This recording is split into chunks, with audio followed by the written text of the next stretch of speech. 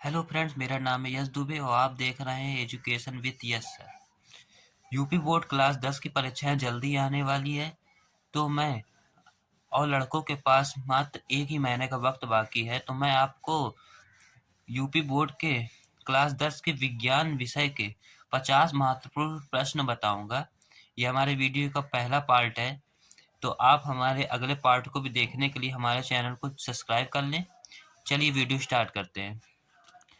तो रासायनिक विज्ञान की इकाई का नाम रासायनिक पदार्थ एवं प्रकृति का व्यवहार है।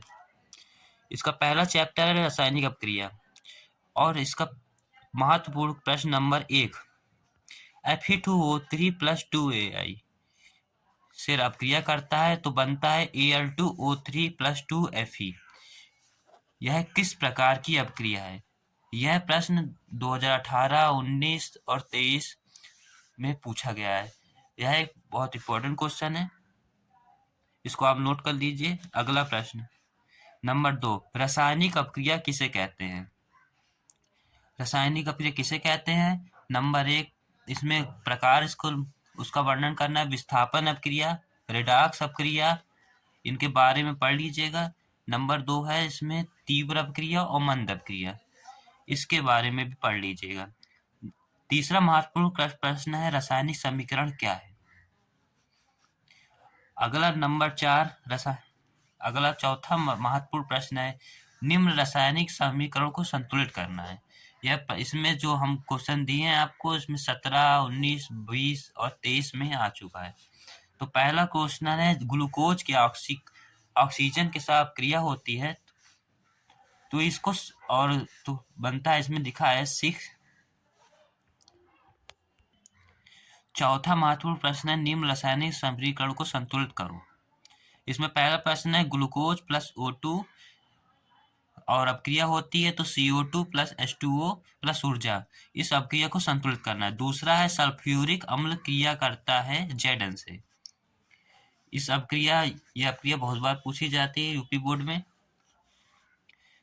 नंबर 5 है ऑक्सीकरण अपक्रिया तथा संक्षारण। ये दो मतलब कि इस प्रश्न केवल टिप्पणी लिखने को आता है। इस प्रश्न में ऑक्सीकरण अपक्रिया पे टिप्पणी लिखने को आता है, संक्षारण पे। अगला चैप्टर का नाम है अम्ल तथा क्षार लवण। पहले क्वेश्चन है इसमें अम्ल क्षार में क्या अंतर है, अंतर बहुत पूछा जाता है। और अम्ल क्षार लवण तीनों की परिभाषा है, आप याद रखिएगा, इनमें से एक तो पूछी जाएगी। प्लास्टर ऑफ पेरिस और लेड नाइट्रेट का रासायनिक सूत्र बहुत पूछा जाता है। अगला प्रश्न है नंबर 8, पीएच क्या है? पीएच मान, पीएच स्केल, इसके बारे में पढ़ लीजिएगा। ये बहुत ही important question, most important question है, इसको लिख लीजिए, आप लोग नोट करते चलिए। नंबर 9, बेकिंग पाउडर बनाने की विधि। बेकिंग पाउडर बनाने की विधि दी गई है, उसको पढ़ लीजिएगा आप लोग। नंबर 10, लवण क्या है, उसके बारे में। अगला चैप्टर का नाम है धातु तथा अधातु। तो इसमें सबसे महत्वपूर्ण प्रश्न नंबर 1 है इसमें का चैप्टर का, धातु तथा अधातु में अंतर, उसके भौतिक गुण और रासायनिक गुण। अगला क्वेश्चन है 12वें नंबर का, भर्जन क्या है? कॉपर पायराइट के भर्जन की दौरान होने वाली अपक्रियाओं का रासायनिक समीकरण लिखिए। ये क्वेश्चन बहुत ही ज्यादा पूछा जाता है। ये क्वेश्चन 2014, 15, 18, 19, 20, 21, 22 और 23 में पूछा गया है और अब की बार पूछे जाने की पूरी संभावना है। नंबर 13 क्वेश्चन है निस्तारण क्या है? इस पर टिप्पणी आ सकती है। नंबर 14, सक्रियता श्रेणी के बारे में लिखिए। ये क्वेश्चन पक्का आएगा, 100% ये आएगा क्वेश्चन।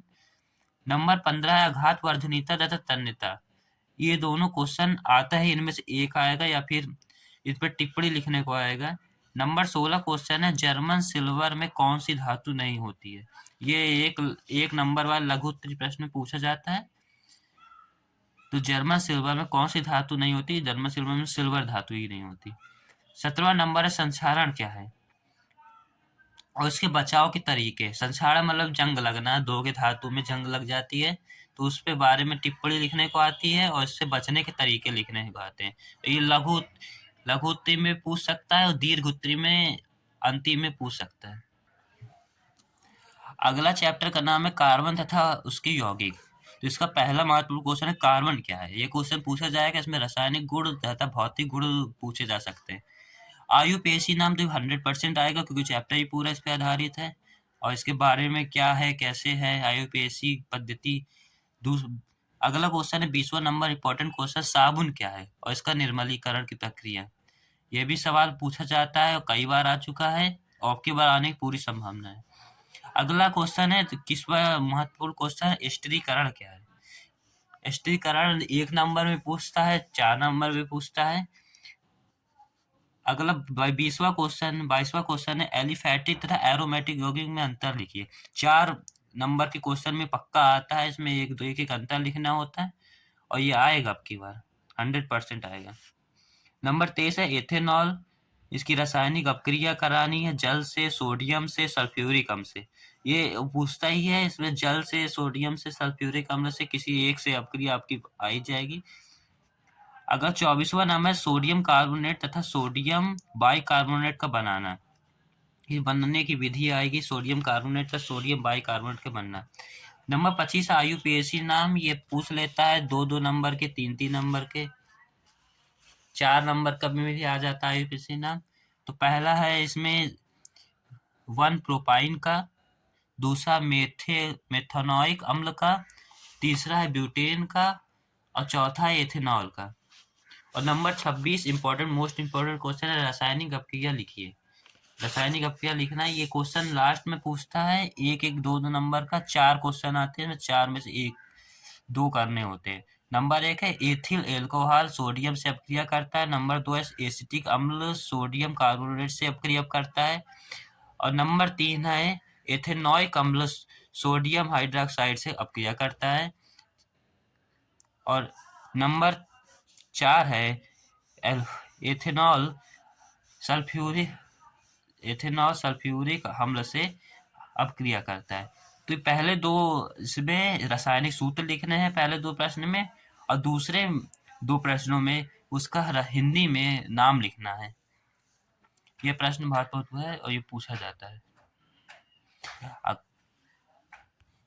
आप लोग अगले वीडियो हमारे अगले 25 इम्पोर्टेंट क्वेश्चन देखने के लिए हमारे चैनल को सब्सक्राइब कर लीजिए, ताकि हम जल्दी आपको आपके पास वो वीडियो